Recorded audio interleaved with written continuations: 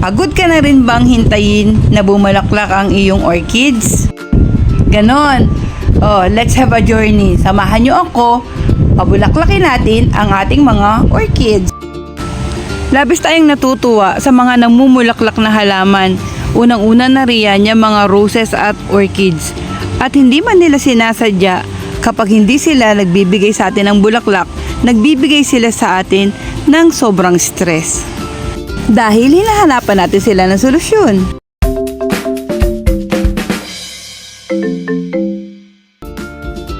Simulan na natin ang ating Bloom's Journey Part 1. Kapag ang isang halaman ay namumulaklak, ang palaging hinahanap natin sa kanila ay ang kanilang mga bulaklak. At kapag hindi sila namumukadkad, ito ay ating hinahanapan ng paano natin sila uli mapapabulaklak. Hindi natin sila basta-basta sinasawaan. Kahit pa nga pagkatapos silang mamulaklak, ang mga sumusuloy sa kanila, paisa-isa na lang. Tayo'y matyaga at sila'y still ating mahal na mahal. Gusto nating magkaroon sila ng ganito kagagandang bulaklak na para pag may dumaan, lilingon-lingon naman. Kaso itong mga bulaklak na nakikita nyo sa inyong screen, ito ay mga fake at hindi naman tunay. Ang ating mga orchids kapag natapos mamulaklak, sumusuloy naman. Nagkakameron ng mga new plants. Di ba nga nilalagyan natin ng mga bunot at nilalagay natin sa kahoy para sumuloy sila ng ganyan. Pero pag namulaklak sila, hindi ganun karami at hindi ganun kahaba. Ang mga bulaklak, iilan-ilan. Okay, ito ang ating huling spike ng ating Phalaenopsis. Kilalang kilala ito ng mga magmamaganda ng orchids. Pero pagkabulaklak niya, natuyo na yan at hindi naman nag-grow ang orchids. At alam nyo, ang ginawa ni Dear Mother, nilagyan niya ng mga bunot arounds ng kanyang Phalaenopsis. O diba? Ano nangyari? Di nabulok ang mga ugat. Di mamamatay ang orchids na ito, kaya kailangan nating i-rescue. Paano nyo naman po ako masasamahan kung wala naman kayong orchids dyan? Kaya ipagbibisita ko kayo at ipinagbisita ko kayo dito sa Cartimar. Dito po ay napakaraming mga halaman. Pag pumunta kayo dito, makikita nyo may mga rare plants. Katulad ng isang ito, tingnan nyo, dito siya gumagapang sa stick na yan na parang nakalaminate lang. Ang ganda, di po ba?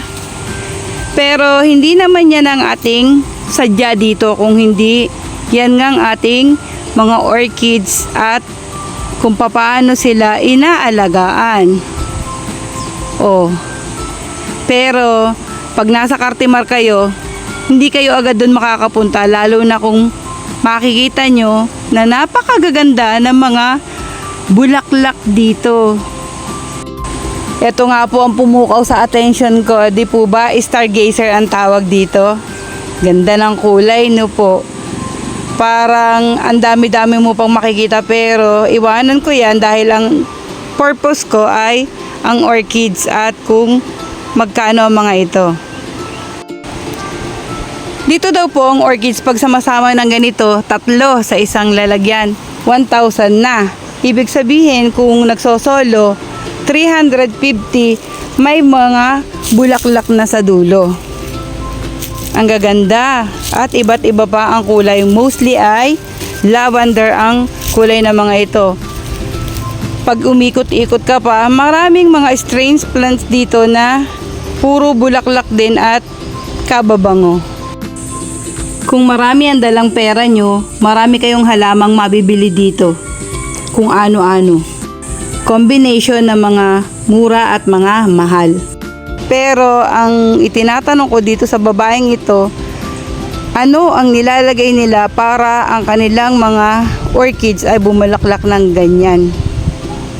Sabi niya, meron silang fertilizer at ako daw ay kanilang bibigyan. Pero sa journey ko sa pagpapabulaklak, pagbili ng mga orchids, kasi bumibili naman talaga ako niyan, yung mga binibigay nila na slow release na mga fertilizer para magsibulaklak sila ng ganito. Kapag ginamit mo, pag naubos yung bulaklak na yan, hindi naman sila bumubulaklak ng ganyan. Parang hindi mo sila pwedeng i-trust sa kanilang mga pinagsasasabing slow release na fertilizer na bibilin mo sa kanilang mga tindahan. Kumuha na po ako ng ating orchids na siya nating i-journey sa ating pagpapabulaklak.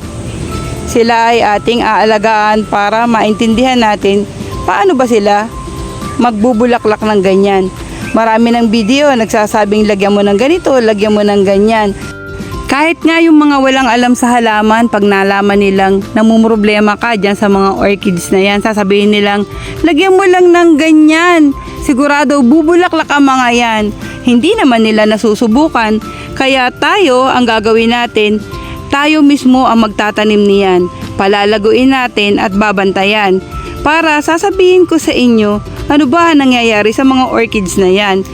Hindi natin tinutuligsa kung anong fertilizer ang talagang nilalagay ng ibang nagbibideo niyan. Ang ating concern, yung totoo at talagang nangyayari sa mga orchids nating mahal na mahal. Kaya demo ang gagawin natin para malaman natin ang pagpapabulaklak niyan.